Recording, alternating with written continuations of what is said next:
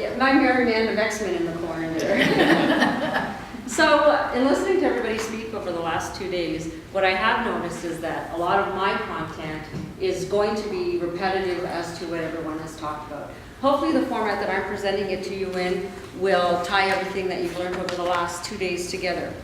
So our theme for today is, for this session rather, is tips to attract, keep, and motivate your employees. And for the next hour, what the heck is she going to talk about? Otherwise known as the learning objectives for this session. We're going to talk about people management. We're going to talk about attracting employees. We're going to talk about retaining good employees, developing those employees, and something that I found online called the pride process. So, first of all, what makes you a good supervisor? This t-shirt logo is available. I have it in a vector file for you, and if anyone's interested in using this logo in their own company for your supervisors, my Robin to my Batman in the corner there will be happy to forward it to you. You'll notice on your desks that there are little postcards, and on the back of the postcard is my business card that has my email address on it. So if there's anything that I talk about today that you'd like a copy of, you can get it from me, or I'll forward them to Linda, and you guys can grab it from Linda. So what makes you a superhuman supervisor? You guys do so much more than solve conflicts and arrange meetings. Your goal as a supervisor is the same as what superheroes do. Superheroes help people. And like it or not, if you're in the role of a supervisor, that is the primary goal of your job, is to help people. Help people do the job, help people come to work, help people be successful, help people, help your callers. 100% of what you do every day is geared around helping somebody. Agreed? Oh, case in point that I forgot to bring out at the beginning. I have treats. Anybody that participates will get a treat. We have Storm and Wolverine in the corner. And if you make a comment, a suggestion, answer a question, Wolverine will come running over and you'll get the prize from them. So your best superhuman strength is your ability to treat employees as humans and not as assets. They are not replaceable cogs. They are people. People with families, with emotions, with hobbies, with interests, and that is something that we all have to be cognizant on a regular basis. So, the first thing we need to do is get them in the door. So what are we going to do? Well, in order to attract and recruit people into our environment, we have to follow the PRIDE process. And the PRIDE process acronym is laid out for you there.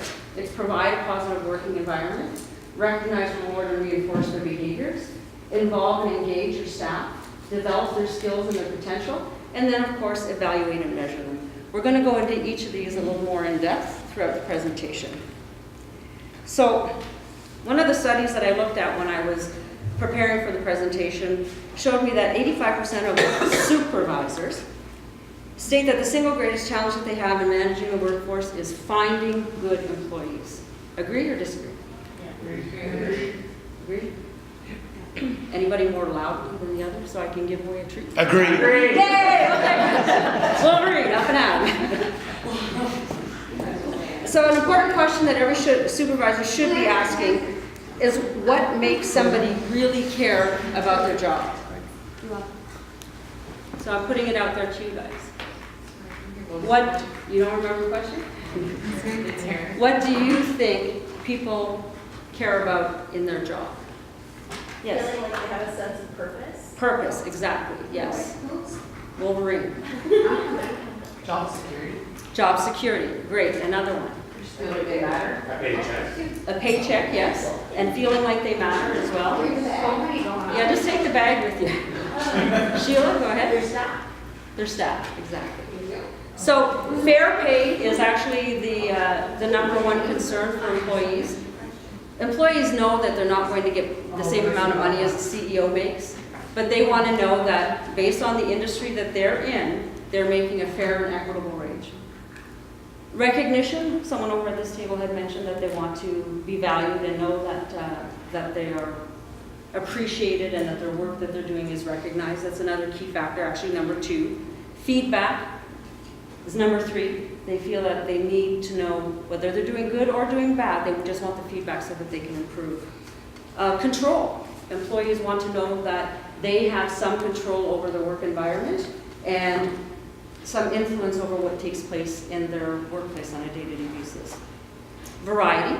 Some people like to have variety in their job. No one likes to do the same thing over and over again, which is why I find answering services very different than call centers, because we have a variety of clients as opposed to the larger call centers that service one single client. And I think we attract a different staff when we're recruiting because of that. The culture, we've talked about culture a lot this weekend, gee, I feel like it's a Saturday and a Sunday when it's really a Tuesday and a Wednesday. But we can pretend it's a weekend, right? It's all right. The culture, happy employees get along with their coworkers and they enjoy the environment that they're in, and that's something that's important to them. They like rewards, candies, chocolate bars, extra money, time off with pay, things of that nature. And they like leaders. They like people that know what they're talking about, treat them fairly, and treat them with respect. So when you're out there looking for new staff, I've got a few tips for you, and you'll see a motif as we go through my presentation if you haven't picked up on them already. But you need to be specific with your recruitment objectives. So the job places become increasingly more competitiveness, getting harder and harder to find good talent out there. So when you're planning to hire, you have to be as clear and detailed as possible with your overall objectives. How many people do you need to hire? Who are you looking for? When will you need them to start? These are all important things that you need to figure out before you start your recruitment process. Make a contingency plan for any issues that may arise. You've interviewed 6 people, you've narrowed it down to 2, you make the job offer to those 2 and they both say no. What do you do now? Have a contingency plan in place.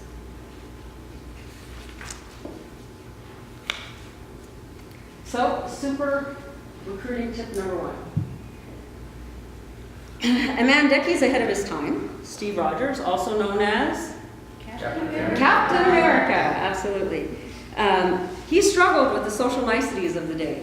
And as leader of the Avengers, he connects with others as strong as himself to find his purpose. And once he does that, he began to adapt to the 21st century. So how does that apply to you? Well, finding new recruits that fit your company's culture is quite an achievement. You need to show the people when they walk in the door that they belong.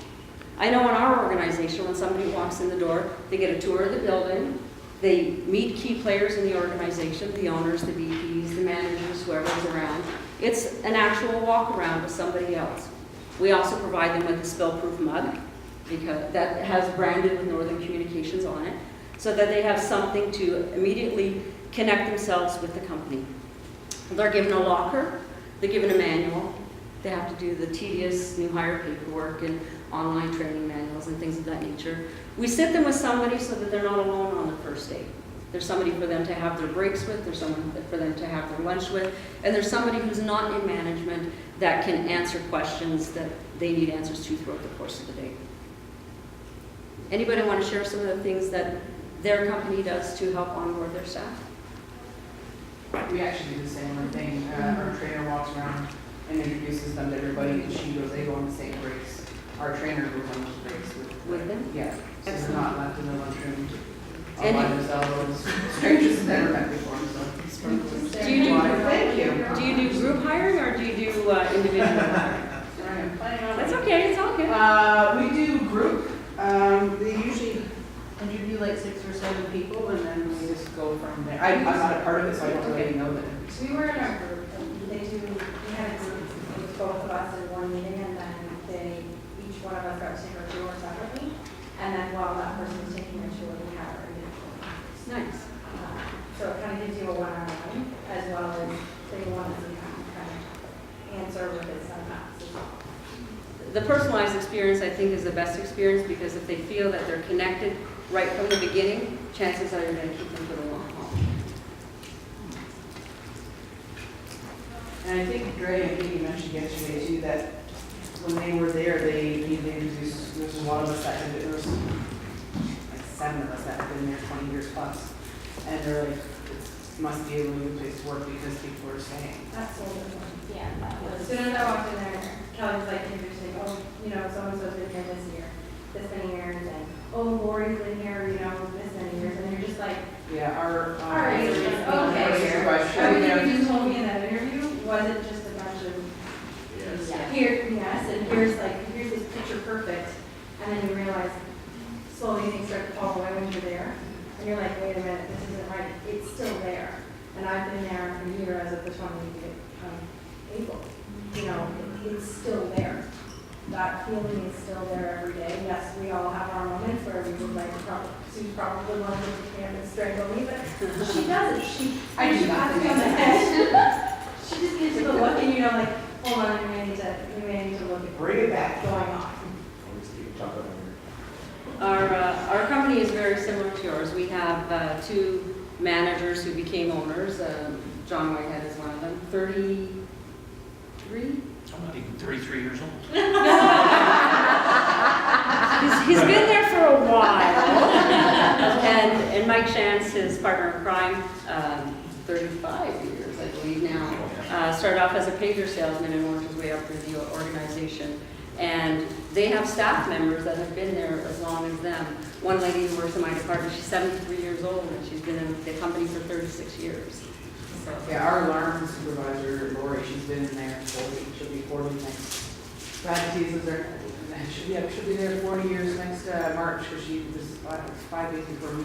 thanks. Yeah. Sheila, you're 28, 30 already. Wow, see, I missed 2 years. 1 year in college.